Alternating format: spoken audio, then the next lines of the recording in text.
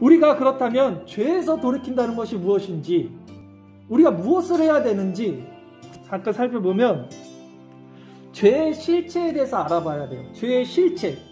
아까도 얘기했지만 죄는요, 내가 나의 주인이 되어서 살아가는 모든 삶의 행위가 죄의 핵심이에요. 이해가 가세요? 동의가 가십니까 혹시? 흔히들 우리는 죄를 어떻게 생각하냐면 인간 기준에서 만들어 놓은 도덕적, 윤리적, 사회적 법이 있어요. 테두리가 있어요. 그것을 벗어나서 어떤 인간의 도리에 어긋난 행동을 하면 그건 죄인이야. 그건 잘못이야. 죄라고 말해요. 그건 죄죠. 그러나 그것은 죄에 보여지는 아주 미세한 단면이에요. 진짜 성경에 말하는 죄는 뭐냐면요, 하마르티아라니까요. 화살이 관역을 벗어나는 것을 성경은 죄라고 그래요. 인간은 하나님 절대 의존적 존재로 하나님과 붙어 있을 때만 생명이 돼요. 하나님을 떠나서 내가 스스로 나의 주인이 돼서 화살이 하나님이라는 관역을 향해 가야 되는데 화살이 관역을 벗어나서 내 마음대로 날아가. 내가 주인이 돼서 살아가는 것을 성경은 죄라고 한다고. 이것이 죄의 핵심입니다. 그렇다면 우리 안에 누가 죄인이 아닌 사람이 누가 있겠어요? 말은 다 하나님을 믿는다고 하지만 스스로 주인이 되어서 살아가지 않는 사람이 누가 있겠냐는 말입니다. 그런데 문제는 사람들은 이것을 죄라고 여기지 않더라는 거예요. 내가 잘못한 것은 죄라고, 눈에 보여지는 것들, 나타나는 것들은 죄라고 인정하지만 내 마음속에 있는 탐심은 죄라고 그랬잖아요. 보여지지 않는 죄들, 그리고 내가 삶 가운데서 여전히 내 생각이 주체가 돼서 살아가는 그 일련의 행동, 이것들은 죄가 아니라고 생각을 하는 거예요. 저는 이것이 너무 이상한 거예요. 더욱이 가장 큰 문제는 교회 안에서도 이런 죄에 대한 자각이 일어나는 교인이 극히 적다는 것입니다. 물론 아까도 말씀드렸듯이 지식적으로는 내가 주인이 되어서 살아가는 것이 하나님 보시기에는 죄라는 사실을 인정해요. 하지만 실제 그 사람이 살아가는 삶의 주체는 늘 여전히 자신이 주인이 돼서 살아간다는 것, 이것이 문제라는 것입니다. 이것이 실천적 무신론자라니까요. 우리는 실천적 무신론자가 되면 안 돼요. 실천적 유신론자가 돼야죠. 신앙과 삶이 하나가 돼야 돼요. 신앙은요, 여러분, 그런 것이 아니에요. 나뭇가지는 나무에 붙어 있을 때 생명이 되는 거예요. 그래서 열매를 맺잖아요. 성도는 예수님과 연합되어 있을 때 생명이 돼요. 그래서 성도의 열매를 맺으면서 사는 거예요.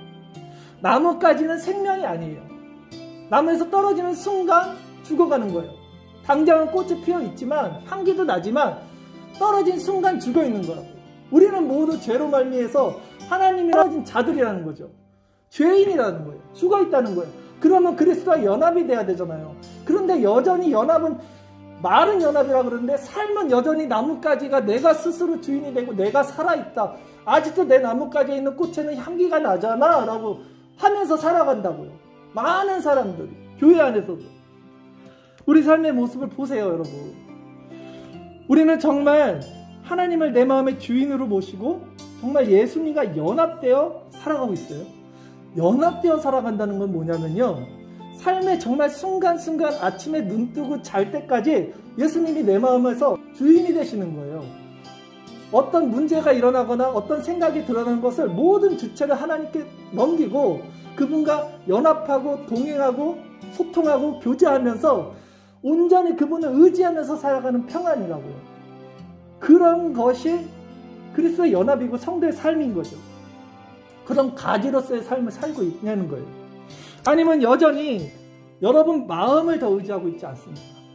그렇다면 하나님보다 더 의지하고 있는 여러분의 그것이 여러분의 하나님이에요.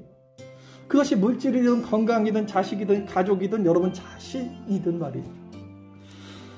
그래서 예수님은 누구든지 나를 따르려면 자기 목숨까지 미워하지 아니하면 내 제자가 될 수 없다라고 말하는 거예요. 어떻게 목숨까지 내놓을 수 있습니까? 아니, 원래 죽어있는 자라니까요. 원래 죽어있는 자기 때문에 내 목숨이라는 것도 없어요. 인간은 죽어서 태어난 거예요. 다. 그것을 끊어내는 것이 다시 새롭게 태어나는 거예요. 오히려 그것을 거듭남이라 그런다는 거잖아요. 혹시 이런 말씀이 여러분 지금 딱 듣기, 지금 겉으로는 표현이 안 됩니다.